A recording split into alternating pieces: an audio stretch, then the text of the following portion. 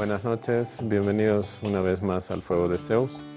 Hoy estaremos hablando de John Rawls, ¿sí? Un filósofo norteamericano. Así que vamos con las imágenes, por favor. Bienvenidos al programa Fuego de Zeus. Hoy hablamos de John Rawls. Nace el 21 de febrero de 1921 en Baltimore, Estados Unidos. Muere el 25 de noviembre del 2002 en Lexington, Estados Unidos. Muchos filósofos y economistas creen que Rawls hizo una importante contribución a la filosofía política. Otros, en cambio, encuentran que el trabajo de Rawls no es convincente y está muy alejado de la praxis política. Pero donde sí hay consenso general es que conllevó a una reactivación de la filosofía política. La obra de Rawls es multidisciplinaria y ha recibido especial atención por parte de economistas, politólogos, sociólogos y teólogos. Por lo demás, Rawls es el único entre los filósofos políticos contemporáneos que ha sido frecuentemente citado por las Cortes de los Estados Unidos. Entre sus obras podemos citar Una teoría de justicia, El liberalismo político, Justicia por equidad, Lecciones sobre la historia de la filosofía moral. Bienvenidos. Bien, ahí teníamos unas imágenes del autor que vamos a tocar hoy. También teníamos a Farid Rojas, que hoy nos va a acompañar y nos va a explicar, nos va a introducir a este pensador norteamericano que fue bastante importante en la filosofía política.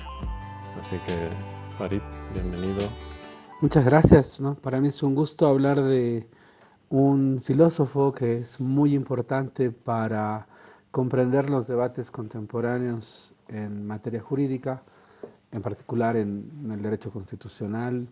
Gran parte de este debate no sería posible si no hubiera existido una obra muy importante que se denomina la teoría de la justicia, un texto polémico que recuperó la reflexión sobre justicia que estaba alejada y apartada en el campo jurídico, ¿no? Es decir, desde finales del siglo XIX hasta principios del siglo XX, la justicia no era un tópico, no era un tema que interese a la teoría del derecho, es decir, el derecho se caracterizaba justamente por separar la moral del derecho y la justicia era considerada parte de la reflexión axiológica que pertenecía a la moral y en consecuencia el derecho se estudiaba y la teoría se desarrollaba muy por encima de la reflexión sobre la justicia, ¿no?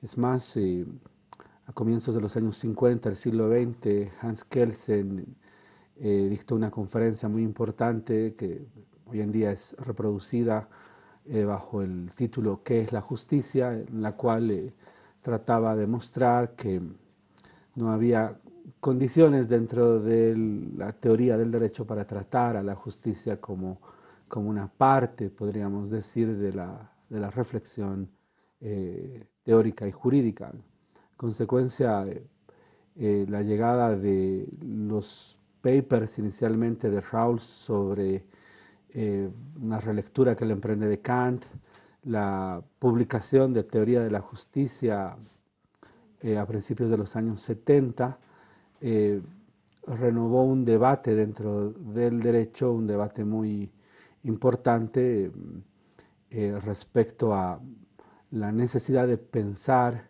en instituciones justas, ¿no? Es decir, volver a tomar el tema de la moral, el tema del constructivismo ético como parte central de la construcción de instituciones y de la construcción misma del derecho, de la teoría del derecho, ¿sí? Esa sería, digámoslo así, la importancia, creo yo, de John Rawls, ¿no? Renovar un debate que después va a tener distintas consecuencias, ¿no? Uno de sus lectores más asiduos fue Ronald Dworkin, que llevó justamente a plantear que dentro del derecho hay no solamente reglas, sino también hay principios, y los principios vendrían a ser esta racionalidad que se encontraría detrás de una norma jurídica y que sería una pretensión de corrección, una pretensión de moralidad intrínseca dentro del derecho, ¿no? Todo eso lleva hoy en día a los debates que existen en materia constitucional respecto a que si los jueces deben interpretar la Constitución en búsqueda de dar una solución justa al caso, ¿no? Ya no solamente la aplicación por subsunción como mecanismo lógico que lo puede hacer una computadora, sino la apreciación del caso, la apreciación de la interpretación, la reinterpretación de la norma para aplicarla a un caso concreto en búsqueda de solucionar el conflicto. Bueno, todo este camino no sería posible, creo yo, sin la aparición de esta obra tan importante, Teoría de la Justicia, que después Rawls podríamos decir que la reformula en otro libro importante llamado Liberalismo Político, a finales de los años 80, y la vuelve a reformular en un texto que sale a la luz un año antes de su muerte, que se denomina Justicia como Equidad, una reformulación, ¿no? Entonces, son esos tres textos y muchas conferencias, hay un debate muy interesante con Habermas, y hay una colección de ensayos, un ensayo muy famoso es el constructivismo ético kantiano, porque Rawls justamente había actualizado un tipo de lectura muy particular de Kant, es decir, reactualiza la lectura contractualista de la tesis kantiana para llevarla al derecho y a la ciencia política, ¿no? Entonces, bueno, creo que por esos antecedentes Rawls es un pensador muy importante para el derecho, para la filosofía política y en sí para la reflexión sobre el derecho, la norma, pero sobre todo las instituciones básicas de la sociedad y el Estado, ¿no? Por ello creo que es un filósofo que valdría la pena pues revisarlo, ¿no? ¿Cómo? O sea, el 71 es cuando sale Teoría de la Justicia. Teoría Sí. de la Justicia, ¿no? Una teoría de la justicia sería la traducción, ¿no? Eh, un tipo bastante sencillo, por así decirlo. ¿Cómo llega a mover, a reformular esto? Porque ya en los 50, 60, como que ya decían que la filosofía política ya quedaba en Kant, ¿no? Pero él como que en los 70 ya pone en debate, como dices esto. ¿Cómo ha llegado hasta ahí Rawls? Ya, bueno, a ver, hay algunos elementos interesantes en su biografía, ¿no?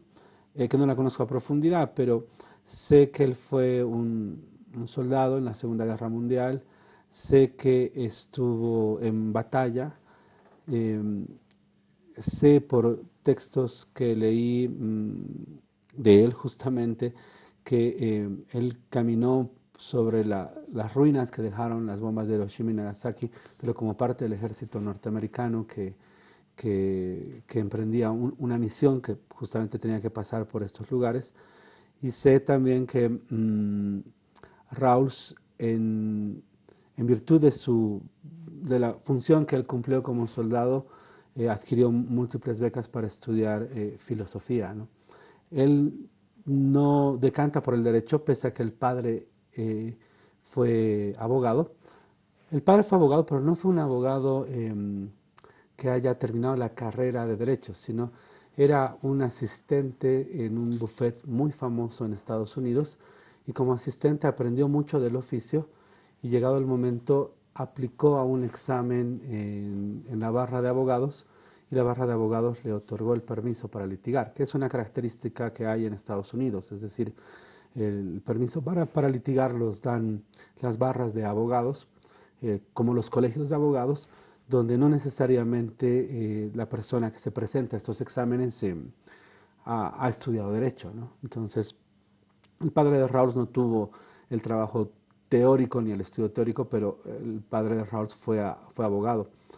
Es posible de que estos elementos lo lleven a Rawls a elegir primero los estudios de filosofía, segundo fue alumno de Herbert Hart, que es un teórico muy importante en derecho, Herbert Hart escribió El concepto del derecho, que es una obra muy importante en materia jurídica, y fue alumno de Herbert Hart, estuvo en las clases de él y empezó a decantar su interés respecto a la filosofía del derecho, ¿no? Es decir, una filosofía jurídica, podríamos decir.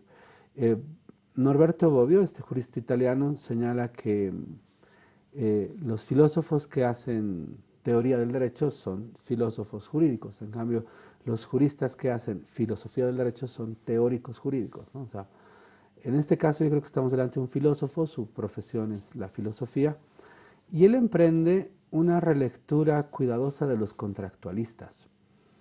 Él nos va a señalar que el contractualismo ofrece una respuesta sencilla a dos cuestionantes que se han, por lo menos, presentado a los teóricos de la moral, ¿no? La primera cuestionante es, ¿qué nos exige la moral?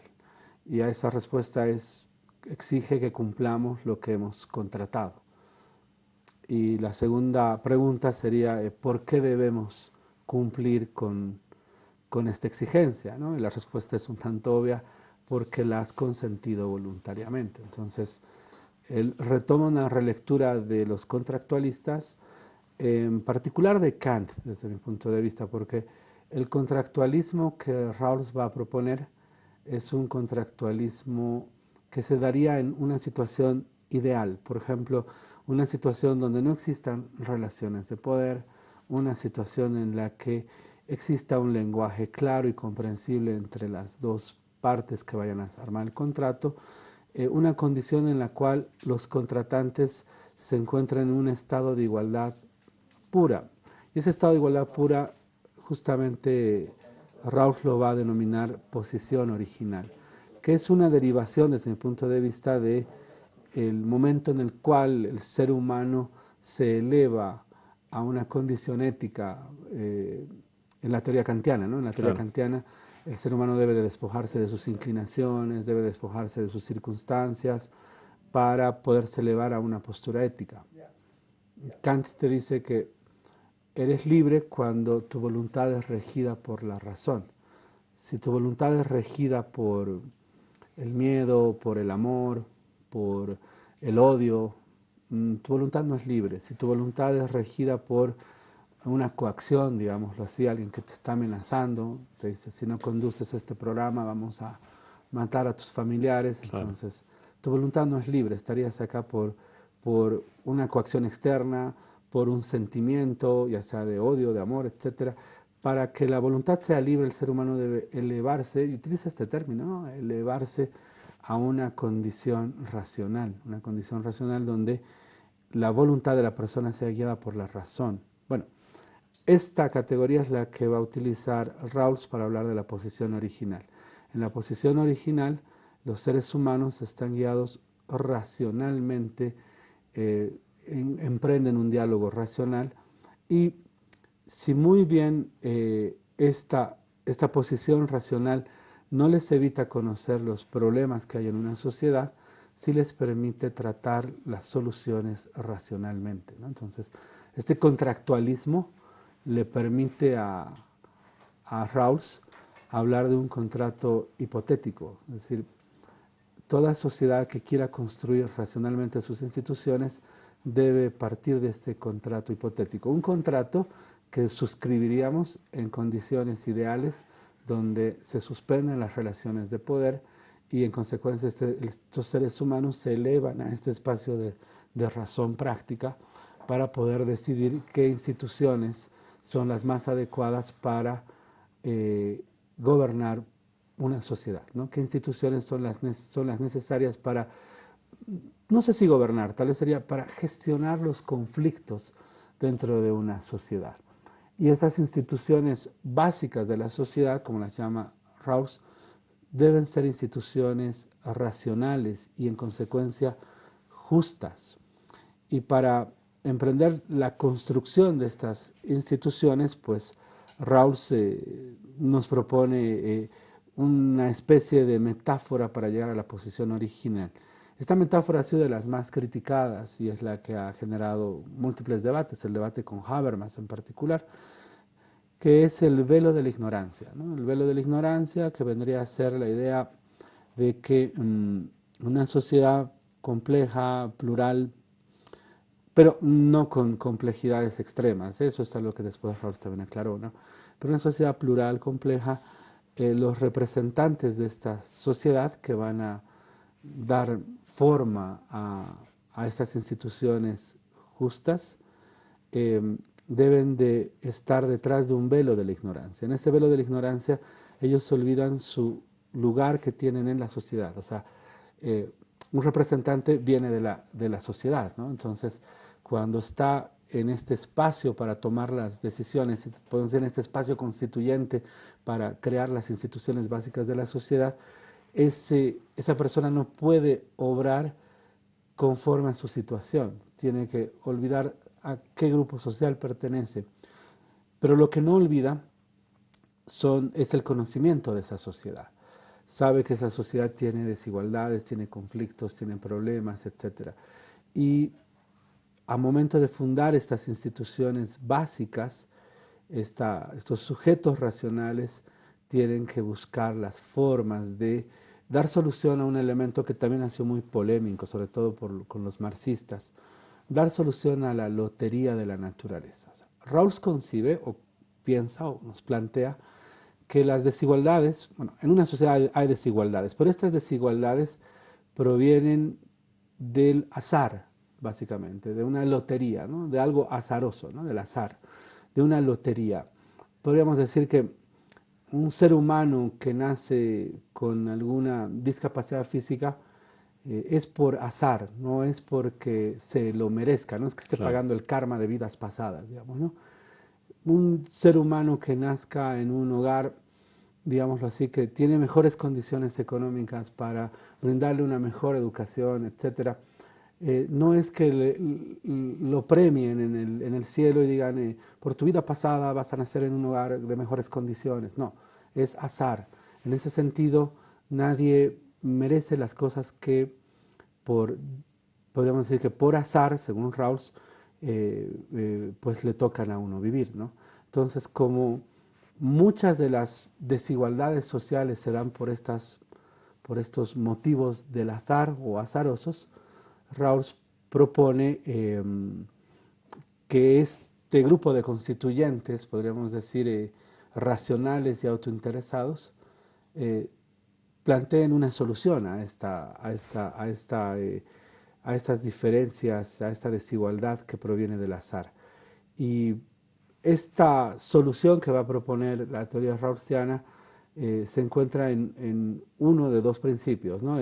Rawls propone dos principios, el principio de libertad, pero tal vez el que me parece más interesante es el principio de diferencia. El principio de diferencia tiende a igualar a las personas, o sea, lo que busca es un estado activo que busque igualar a las personas en sus circunstancias, en su situación, ¿no? Y cómo hacerlo a partir de bienes básicos, ¿no? Bienes básicos o bienes primarios. Bueno, todo este desarrollo podríamos decir que Rawls señala que lo plantea no solamente al explorar a Kant o a explorar a los contractualistas, ¿no? Dentro de eso está Hobbes, Locke,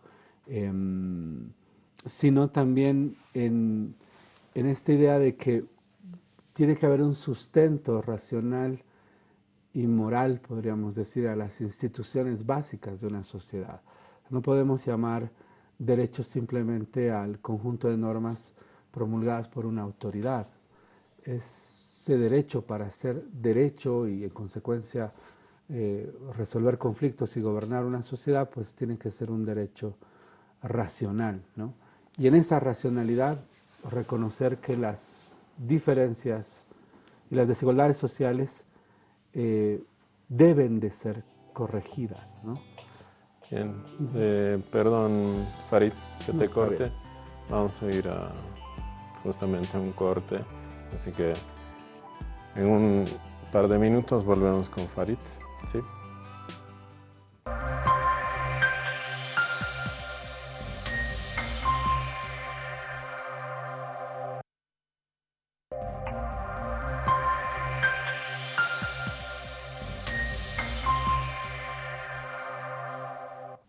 Estamos de vuelta con Farid, que nos está hablando de Rawls. Farid, antes de para que se entienda un poquito esto del velo de la ignorancia, y luego seguimos con lo que estabas planteando, ¿se puede traducir, digamos, en algo que está pasando ahora? Por ejemplo, el FMI. Vos eres el FMI y yo soy Bolivia. Yo te necesito por mi circunstancia, ¿no? De ahora. Yo sé que después voy a pagar durante décadas la deuda que tengo con vos. Sin embargo, en este momento me conviene que me ayudes. Se puede traducir, o por ejemplo, algo que está pasando en estos días, los bloqueos. Yo estoy bloqueando que vos no me traes el oxígeno, aunque sé que después yo me voy a perjudicar. Se puede traducir, digamos, esto del velo, de la ignorancia. O sea, yo sé que estoy haciendo esto, estoy aceptando este contrato con lo que después va a conllevar que no me conviene, pero en este momento sí lo tengo que hacer. Yo creo que no, porque en el primer caso del Fondo Monetario Internacional, el Estado boliviano o el gobierno boliviano, podríamos decir de que no se encuentra en una libertad plena para actuar, ¿no? Al no encontrarse en una libertad plena, la actuación no sería racional, en el sentido sería coercionada, ya sea por la misma circunstancia, una pandemia, un problema económico, un cambio abrupto y completamente, desde mi punto de vista, irregular de gobierno. En consecuencia, son una serie de circunstancias que evitan a esa decisión, por ejemplo, ser tomada de manera racional. Por ello, lo que Rawls señala, ¿no? Retomando a Kant, es ¿cuál sería la situación en la cual los seres humanos tomarían decisiones racionales? Por supuesto, estas no son situaciones donde alguien pueda tomar decisiones racionales, o sea, es más, lo que se está generando son procesos de acumulación cada vez más fuertes y complejos que va a decantar necesariamente en uso de la violencia, ¿no? Eso es, allí, por ejemplo, un Kant o un Rawls dirían, creo yo, a ver, pensemos cuál sería una situación ideal donde la persona podría elevarse al uso de la razón, ¿no? Y no ser víctima o presa de las circunstancias, ¿no? Porque para Kant, cuando uno no puede elevarse al uso de la razón, no es libre y en consecuencia ni siquiera es mayor de edad, ¿no? Hay un texto muy duro, ¿no?, de Kant que se llama ¿Qué es la ilustración?, donde él dice: considero que la ilustración es el estado de emancipación de la humanidad que sale de una situación de culpable inmadurez. Es interesante el término, culpable inmadurez. Claro. Es inmaduro porque no asume las riendas de su vida, ¿no? Entonces, la racionalidad que estaría pidiendo Kant o que estaría pidiendo Rawls es una racionalidad ideal, ¿no? Pero es muy similar a la racionalidad que, por ejemplo, sostenía el positivismo. Me pongo a pensar en el derecho, ¿no? Los que consideraban que los jueces no deberían valorar las normas para llegar a justicia, sostenían de que las normas eran tan claras porque eran hechas por un gran legislador, un legislador supremo, digámoslo así, ¿no? Y en ese sentido los jueces eran simplemente la boca de la ley, ¿no? Eso lo dice Montesquieu, ¿no? El juez es simplemente la boca de la ley. En ese sentido, el credo era de que la legislación te venía de un legislador divino. Y bueno, es esta figura de que la legislación correcta es la legislación del derecho natural, la cual es dada por inspiración divina, ¿no? Entonces, no es... Los 10 mandamientos es un tipo de legislación divina. Claro. No han sido hechas por Moisés y una asamblea, ¿no? Han sido dadas por un legislador divino. Entonces, ese carácter de la divinidad, de la racionalidad pura, podríamos decir, está presente como condición, podríamos decir, para poder vivir una vida racional como tal. Pero instituciones justas podrían poner fin a situaciones de emergencia o de no libertad. Por ejemplo, una institución justa de la sociedad, por ejemplo, podría ser la idea de que ningún país, ningún estado, ninguna población sea presa o castigada por circunstancias que no dependen de su propia voluntad, ¿no? En ese sentido, los créditos bancarios no podrían ser exacciones o tomas de excusa para poder después exprimir a un Estado para que pague ese dinero y vender esa deuda, por ejemplo, para que se cotice en bolsas, ¿no? Como lo ha hecho el Fondo Monetario Internacional con la Argentina en particular, Claro. ¿no? Que después demanda ante la Corte Internacional de Justicia de que ese procedimiento es contrario a la fe pública, ¿no? Bajo ese criterio, Rawls señalaría de que para pensar en instituciones justas es necesario partir de situaciones ideales. Y esas situaciones ideales pues no las vamos a tener con una sociedad enfrentada en sus circunstancias, ¿no? Como tal. Sí, creo que esa sería una respuesta. Bien. Eh, él acá ha sido, acá en Bolivia ha sido muy cuestionado este tema de la pluralidad, ¿no? Ujú. Por el anterior gobierno, pero en su caso y en su segundo libro Ujú. habla de eso también, ¿no? Ujú. De este tipo de estados, ¿no? Ya. A ver, inicialmente Rawls va a plantearnos que su teoría de la justicia no es una teoría pensada para estados eh, cultural y civilizatoriamente distintos, ¿no? O sea, es decir, hay una apuesta de que la pluralidad a la cual él va a, podríamos decir, a- a aceptar es una pluralidad racional moderna, ¿no?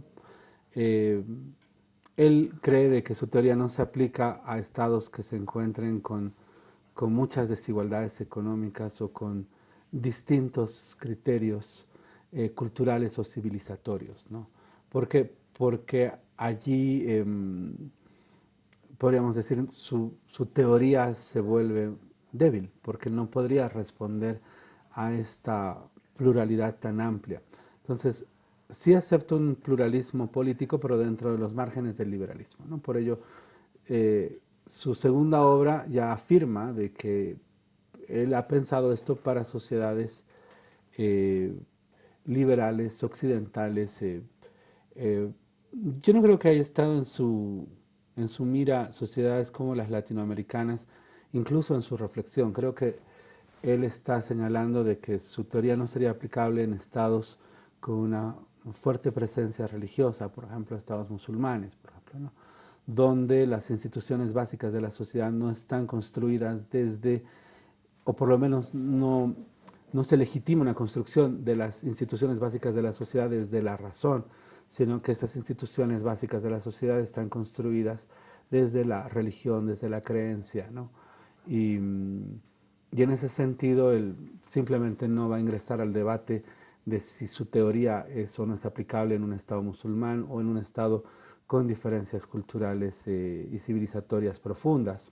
Simple y llanamente va a cerrar esa discusión señalando que su teoría es aplicable en sociedades liberales y en sociedades donde, si bien existen diferencias y existe una pluralidad de culturas, todas ellas asienten, podríamos decir, un determinado, ¿qué te puedo decir?, marco de moralidad liberal moderna, ¿no? O sea, y eso queda muy claro, por ejemplo, en lectores atentos de Rawls que han trabajado y han desarrollado las tesis del multiculturalismo, ¿no? Entre ellos Will Kymlicka, por ejemplo, es un gran lector de Rawls. Él encuentra en Rawls las bases de su teoría, pero Kymlicka te coloca algunas condiciones. Por ejemplo, para pueblos indígenas él plantea un modelo de dos esferas, ¿no? La primera esfera se llama protecciones externas, ¿no? Allí lo que hace el Estado es blindar con una esfera al pueblo indígena para que las decisiones del Estado de otras comunidades no lo afecten. Por ejemplo, le otorga al pueblo indígena autogobierno. Entonces el pueblo indígena se puede autogobernar.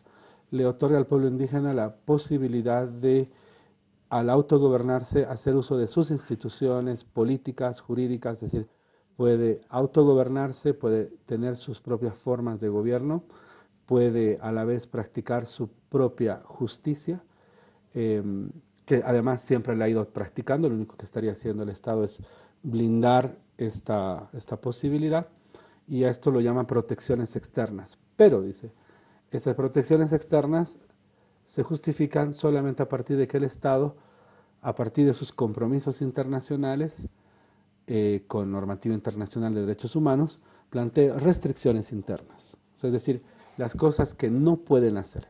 Y dentro de las cosas que no pueden hacer, entre las restricciones internas, es pues la presencia de lo que Lacan o Zizek llama el gran otro del discurso. ¿Cuál es este gran otro del discurso?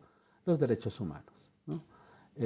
Zizek, por ejemplo, decía, el gran otro es básicamente esa voz que te habla en el oído y te va diciendo qué tienes que hacer, dónde te tienes que mover, qué es lo que... O sea, es como una especie de pretensión de corrección sobre tus actos. Esa es la voz del gran otro, ¿no?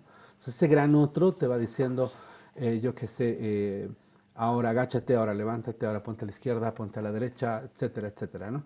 Eh, Ese gran otro vendría a ser los derechos humanos. O sea, el Estado puede hacer lo que quiera con su legislación, etcétera, pero lo que no puede hacer es vulnerar derechos humanos.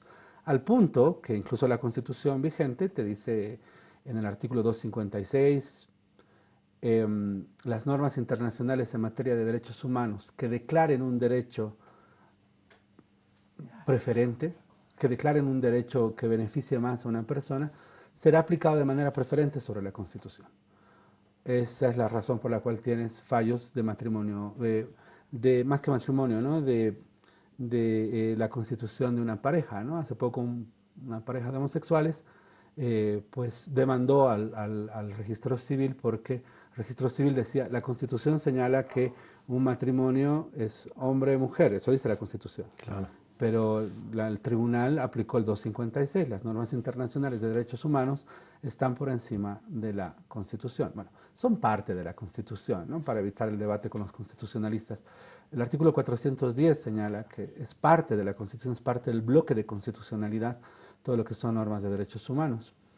Este gran otro es como no negociable. O sea, nadie Claro, va a a cuestionar cuestionar. los derechos humanos, porque esa humanidad, pues no la vamos a cuestionar.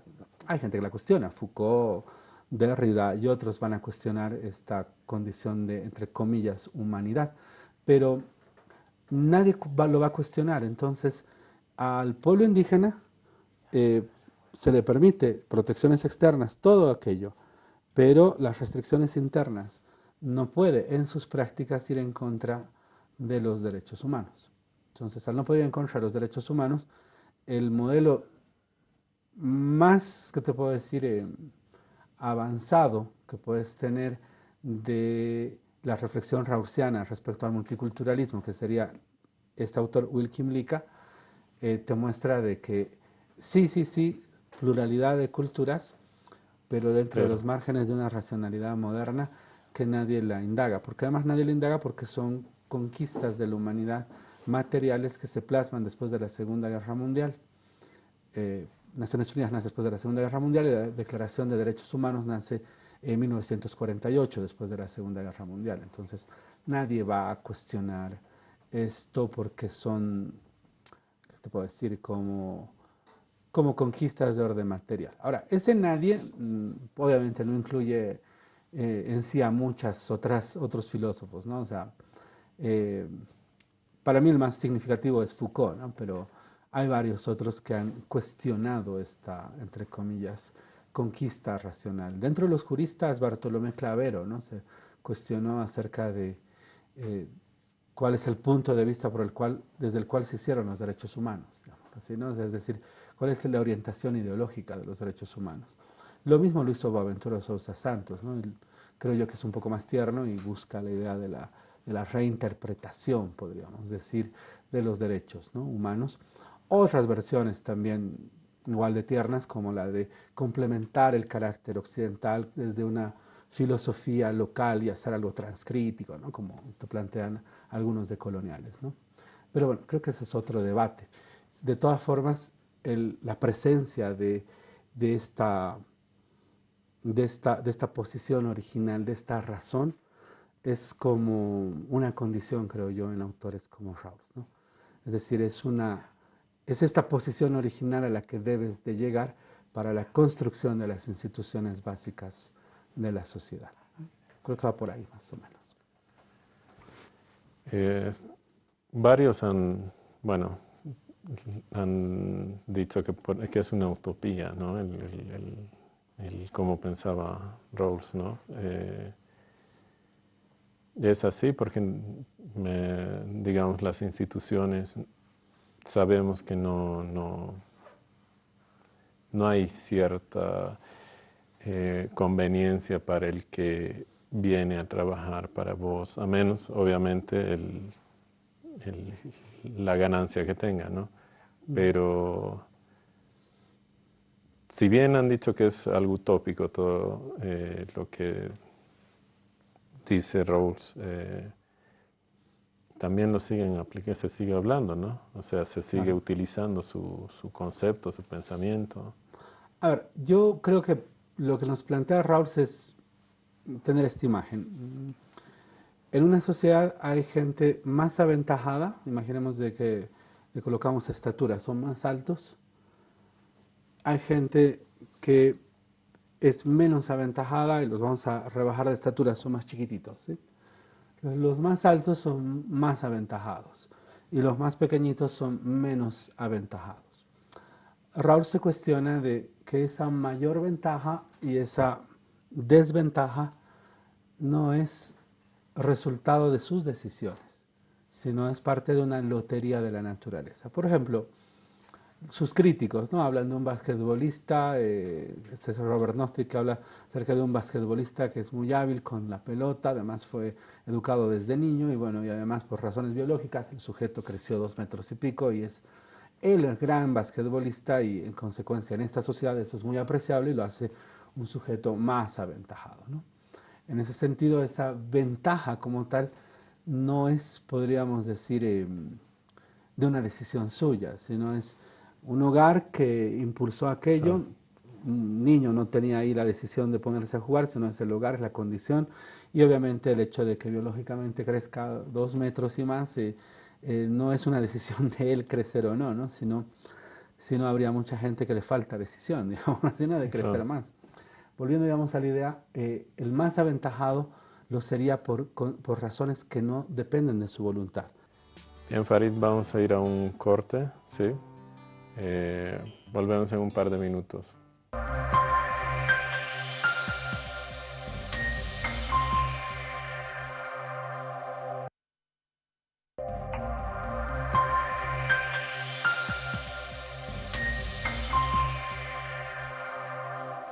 Estamos de vuelta con las ventajas y desventajas. Farid, por favor. No, lo que te planteaba era de que Raúl nos coloca la siguiente imagen. En una sociedad hay desigualdades, pero estas desigualdades no provienen de las decisiones que las personas hubieran tomado, muchas de ellas, sino provienen de una lotería de la naturaleza. Entonces, esta imagen, ¿no?, la que te decía, imaginemos que las desigualdades sean por estatura, ¿ya? Es solamente una imagen, ¿no? Que los más aventajados sean más altos y los menos aventajados más pequeñitos, ¿no? La ventaja de los más aventajados no la merecen, porque en realidad es azar. La desventaja de los menos aventajados tampoco la merecen, es azar. Entonces el Estado tiene que ingresar a evitar que cuestiones que no dependen de la voluntad de los individuos condicionen su vida, ¿no? Entonces, en este contrato que va a crear instituciones justas, en esta posición original, las personas que si muy bien no saben si son más aventajados o si son menos aventajados, saben que hay más aventajados y hay menos aventajados. Así ellos no sepan si son más aventajados o no.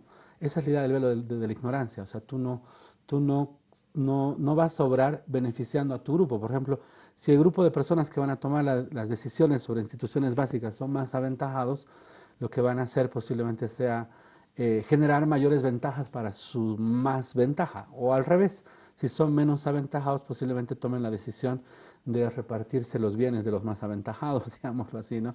Y eliminarlos, punto, ¿no? Porque su idea de sociedad igualitaria supondría la no existencia de ellos, digamos, ¿no? Y punto. En ese sentido, al no saber si eres parte de un grupo o de otro, Rawls lo que propone es que las desventajas son tolerables si las mismas colaboran a los menos aventajados, si las mismas colaboran a equilibrar esta desventaja.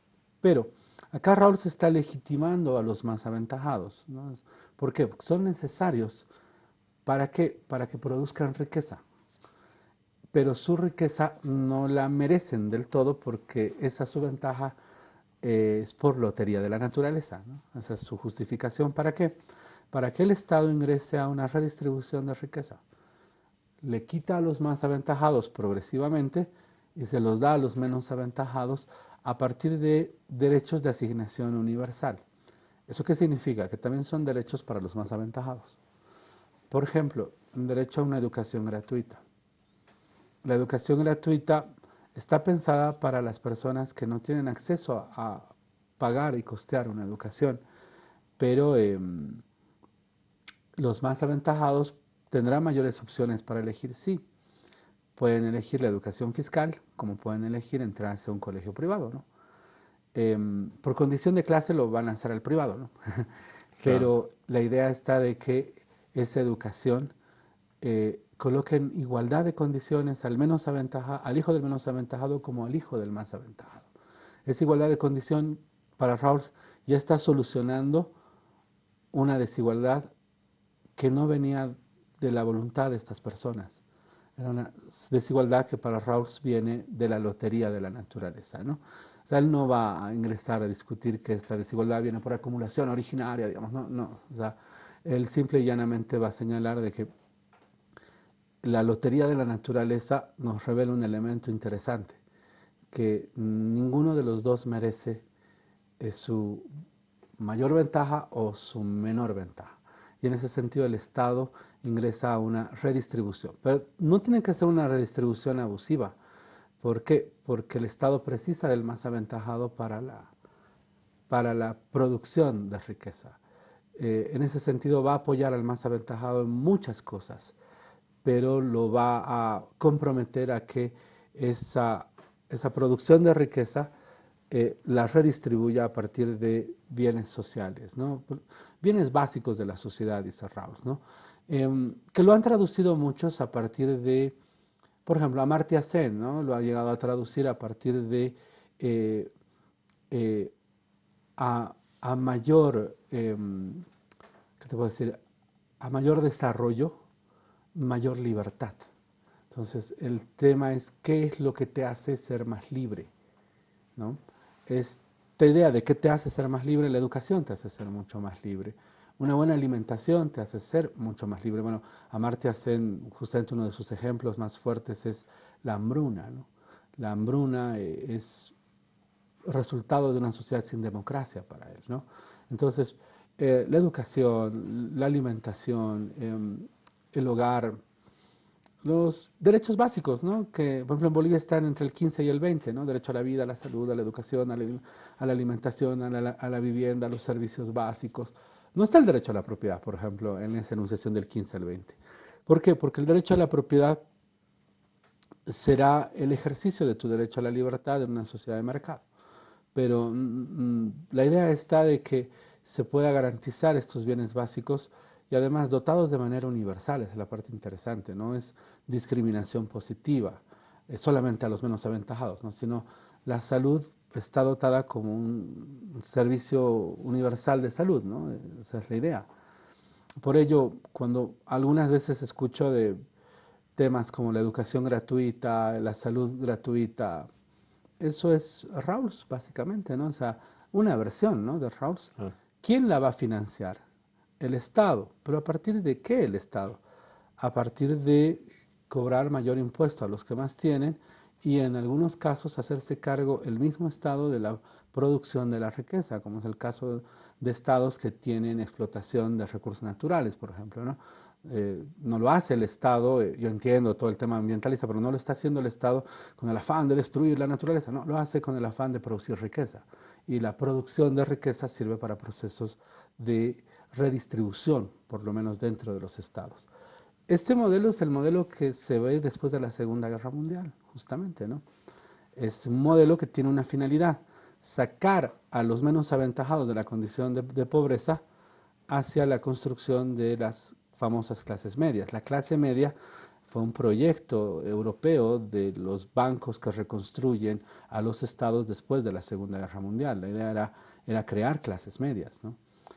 Pero esta idea de crear clases medias es un proyecto muy europeo, ¿no? Por ello también Rawls nos estaría diciendo, creo yo, a los bolivianos, a ver, no voy a solucionar problemas complejos que tiene tu sociedad. Tu sociedad no tiene problemas de más aventajados y menos aventajados, tienen problemas mucho más complejos que obedecen a matrices culturales distintas, por eso es un Estado plurinacional, ¿no? Entonces, yo creo que hay elementos de Rawls muy valiosos e interesantes para tomar, pero creo yo de que su teoría no es aplicable del todo a estados con diferencias como las que tiene Bolivia, ¿no?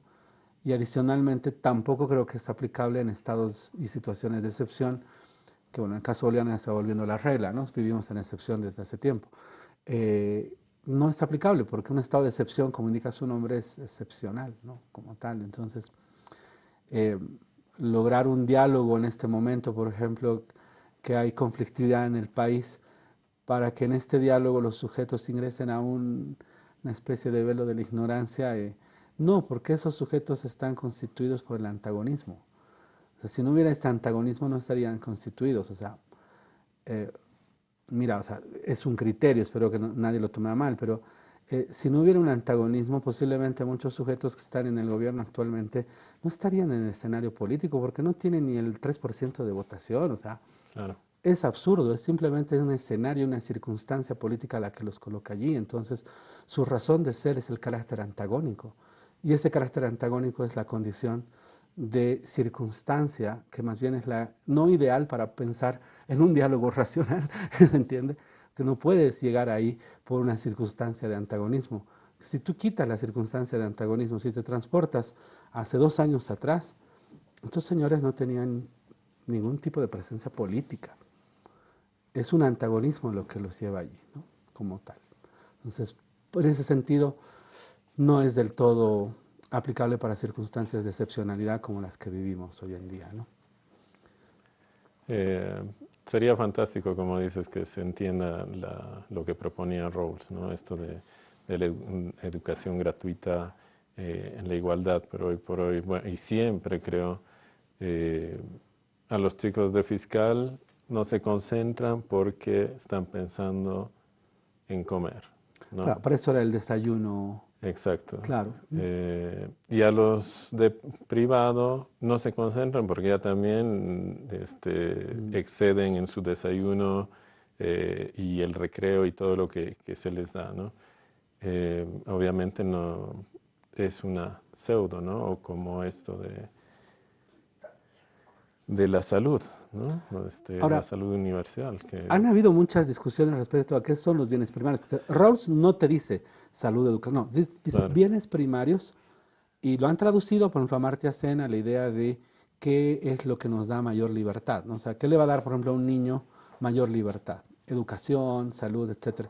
Pero también hay otra corriente, sobre todo del feminismo liberal, que va a plantear lo que posiblemente necesiten las niñas no sea un mayor desayuno o salud, sino sea simple y llanamente el cambiar la condición de subordinación que culturalmente las está colocando en esta estructura que podríamos decir patriarcal, machista y violenta. Entonces un bien básico de la sociedad podría ser, por ejemplo, el cambiar estructuralmente la imagen y representación de la mujer que se da en la educación a las niñas. Entonces no es ni un buen desayuno, ni tampoco la salud gratuita, sino es un cambio de orden estructural mucho más fuerte. ¿Por qué? Porque este proceso, podríamos decir, de desigualdad se estaría justamente generando por algo que no depende de la voluntad individual de las personas. O sea, las niñas y las mujeres en sí no sufren una violencia que no depende de su situación, de su voluntad, perdón, no depende de su voluntad, ¿no?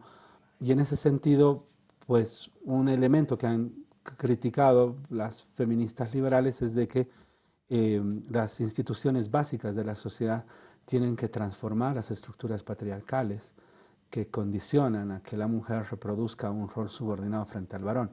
Entonces, esa misma condición de cómo solucionas la desventaja, puedes traducir la clave de colonial, por ejemplo, ¿no? Es misión del Estado plantear políticas de descolonización porque el carácter, la colonia, es decir, la subordinación del indígena, ha continuado durante la República, ¿no? O sea, en vez de llamarlo colonial, lo llamamos colonialidad, como dice Aníbal Quijano y sus amigos, ¿no? En ese sentido, esta colonialidad, que sería la continuación de las relaciones de poder de carácter que vienen de la colonia, se mantienen, se prorrogan, y el Estado tendría como una de sus responsabilidades, desde un punto de vista rawlsiano, Rawls no toca esto, ¿no? Pero pasando a estas críticas, tendría la idea de otorgar bienes básicos para lograr evitar esta desigualdad, ¿no? Entonces, ¿cómo lo logra en Bolivia? Posiblemente no sea únicamente salud, únicamente educación, sino posiblemente sea, yo qué sé, el cambiar en el imaginario el orden de las relaciones de poder, por ejemplo, ¿no? No sé, se me ocurre eso, ¿no? Pero también, no sé, yo siento, muchos autores decoloniales desconfían que el Estado pueda hacer esto, ¿no? Más bien, el Estado es una construcción de orden archicolonial, ¿no? Pero bueno, la Constitución boliviana tiene el artículo 9, ¿no? Que es un fin del Estado, la descolonización de la sociedad, ¿no?